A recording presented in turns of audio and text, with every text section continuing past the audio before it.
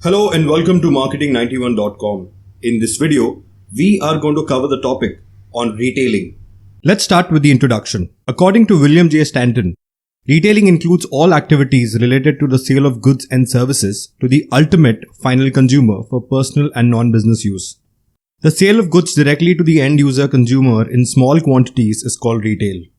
The word retail is derived from an old French word retailer, which translates to cutting off or to break bulk. So a trader selling goods in small quantities can be called a retailer. To sell smaller quantities to the consumer, retailers buy products in bulk from manufacturers. They could buy large quantities either directly or indirectly through a wholesaler. Now let's look at the functions of retailing. First, providing assortments. The focal point of manufacturers is production of a particular type of product. Retailers curate a collection of products and services from a wide variety of sources. These curated collection, when offered, enables the customers to choose from various brands, designs, colors, sizes, etc. at just one accessible location. The next function of breaking bulk.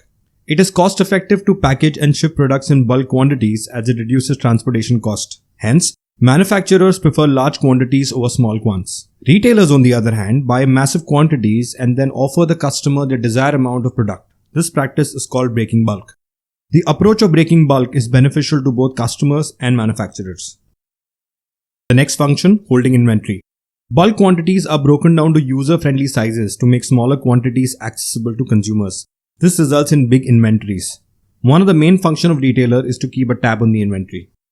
Next function, providing convenient locations and timings. To make it easier and convenient for customers to fulfill their requirements any given point of time, retailers choose accessible locations and are open for longer durations. Next, recording and providing feedback. Retailers document transactions and gather feedback. The feedback in the form of sales forecast, defective items, delays in delivery, complaints, and inventory turnover, which is relayed to the wholesaler to have a smooth functioning. The next function, creating time, place, and ownership utility.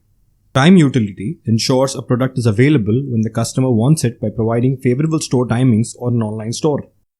Place utility ensures that customers find what they need at a convenient store location near home, office, or by home delivery. Ownership utility includes customer paying for and owning the product. And final function, increasing the value of product and services. By providing all the previous functions listed, retailers increase the value of the product or service given to the customer.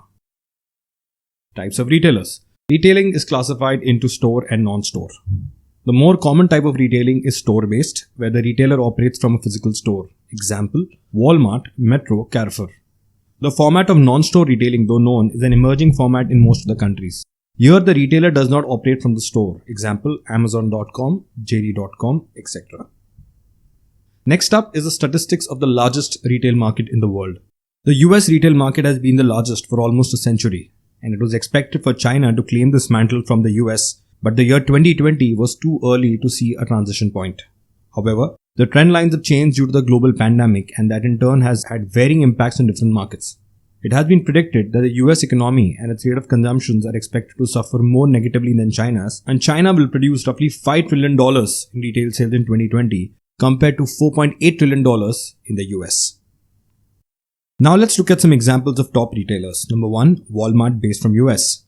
Walmart is over double the size of Amazon with $517 billion in global revenue. Walmart, through being mainly US focused, continues to expand internationally with 23% of its revenue now coming from outside US, 4% higher than Amazon. The second, Amazon. With $280 billion in revenue, Amazon is the biggest online retailer globally. The higher market capitalization of the business comes to its 5-year growth rate of 22%. Due to its massively profitable cloud computing business, Amazon made $10 billion in profit for the last financial year. Next up is Costco.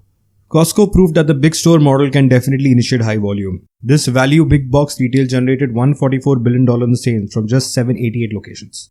Next up is the Swatch Group.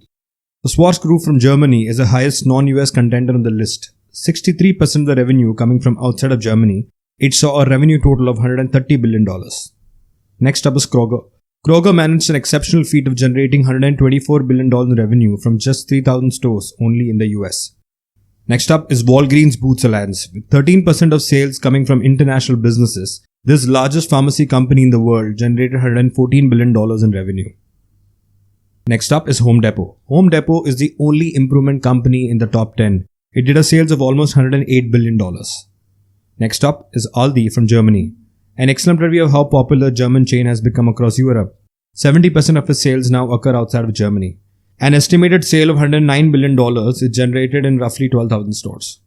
Next up on the list is Carrefour France. With the highest volume of stores, Carrefour is Europe's biggest supermarket chain with their sales coming in at $101 billion. And finally, JD.com.